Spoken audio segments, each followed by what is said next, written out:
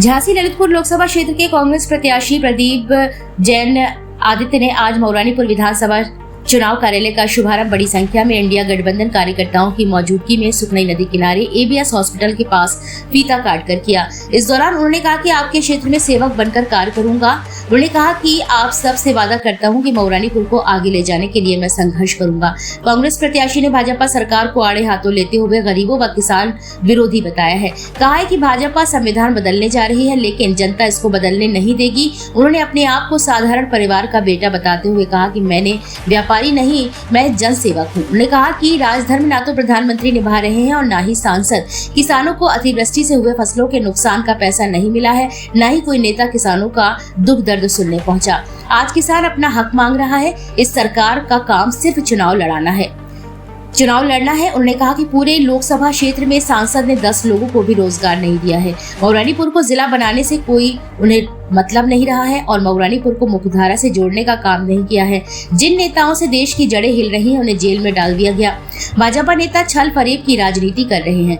यह मायावी और छलावे वाली पार्टी है। इनकी सत्ता से विदाई करो। आज मऊरानीपुर में समस्याओं का अंबार है। बिजली की समस्या है, पेयजल योजना में भारी भ्रष्टाचार है, सड़कें उखाड़ दी गई है, नलों में पानी नहीं पहुंच रहा है, गांव में आधे अधूरे काम कराए गए हैं, हजारों नौजवान बेरोजगार घूम रहे हैं। उन्होंने कहा कि मेरा जीवन एक खुली किताब है। इस माटी से आपके बेटे को जो ताकत मिलेगी वह कभी नहीं भुला पाऊंगा। इसके लिए आप लोग गांव-गांव में प्रदीप जैन बनकर पूरी ताकत से आगामी 20 मई को हाथ के पंजे पर बटन दबाकर इंडिया गठबंधन को मजबूत करे।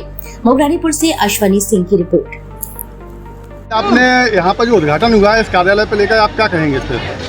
देखिए, ये सबसे बड़ा मंदिर कार्यकर्ताओं का है। इस मंदिर में सारे कार्यकर्ता अपनी पूरी ताकत लगाकर उस मातृभूमि को, जिस मातृभूमि पर उन्होंने जन्म लिया है, उस विधानसभा का रूप बदलने के लिए संकल्पित है। आज उसका शुभारम्भ हुआ। सारे लोग जानते हैं कि कार्यकर्ता ही संगठन की ताकत होते हैं।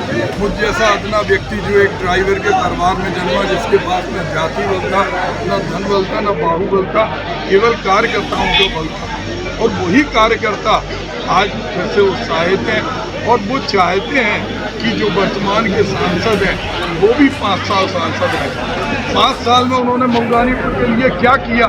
किसानों पे जब ओले गिरे, जब मजदूरों को यहाँ से बंदी बनाया गया महाराष्ट्र और कर्नाटक में, उस समय वो सो रहे थे। जिस समय लोग यहाँ दम तोड़ रहे थे, उन्हें ना ऑक्सीजन मिल रही थी, ना रेमडेसिविर इंजेक्शन मिल रहा था, ना पलंग मिल रहा था।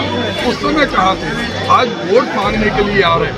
आज वो 2 गांव, जिन गांव को उन्होंने गोद लिया, चाहे वो झांसी के BHEL के पीछे शर्मा गाँव हो, चाहे वो तालवेट के पास के गाँव हो, दोनों गाँव के लोग आज पूरे जिले में भटक रहे हैं। मंत्री गोद लिए 2 गाँव का विकास नहीं करा पाए। उन्हें क्षमा मांगना चाहिए इस माटी से, जिस माटी के अंदर 5 साल सांसद रहने के बाद वो अपने गोद में लिए 2 गाँव का विकास नहीं किया। आज उन्हें ये भी बताना चाहिए कि एक गरीब आदमी की आय क्यों नहीं बढ़ी, क्यों रोजगार विहीन बुंदेलखंड है, क्यों मऊरानीपुर जिले की आग को उन्होंने ठंडा किया, क्यों उन्होंने सुखनई नदी की गंदगी के बारे में नहीं बोला, क्यों उन्होंने जो इस माटी के अंदर राष्ट्रीय कवि, जिन कवियों के नाम से पूरा देश गौरवान्वित होता है, उनके बारे में क्यों नहीं बोला। आज जिस तरह का माहौल है, हर गांव के अंदर लोग बदलाव चाहते हैं। लोग चाहते हैं कि उनका प्रतिनिधि किसी बंगले में कैद नहीं हो। किसी बंगले के अंदर रहने वाले व्यक्ति को अगर वो जनता के बीच में 24 घंटे उपलब्ध नहीं है तो उसे पद पे रहने का कोई हक नहीं है। आपके क्या मुद्दे रहेंगे? हमारे वही मुद्दे हैं जो मऊरानीपुर के लोकसभा के एक व्यक्ति के मुद्दे हैं कि इस पढ़े लिखे नौजवानों को रोजगार मिले, रानीपुर डेयरी पोर्ट पुनर्जीवित हो, यहाँ के मेले को राष्ट्रीय दर्जा मिले, जो जिला बनाने की लड़ाई है उस लड़ाई में सहयोग हो। बुंदेलखंड प्रांत की बात जो भारतीय जनता पार्टी के नेताओं ने भी की, उस बात को मूर्त रूप दिया जाए।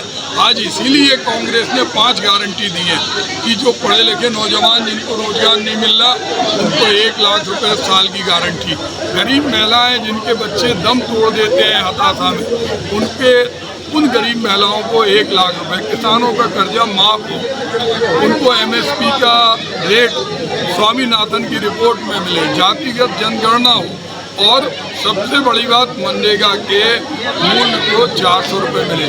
आज मऊरानीपुर किस तरह सबसे ज़्यादा उपज पहचान उपज से जानी जाती है, उस मऊरानीपुर के अंदर आज हर व्यक्ति परेशान है।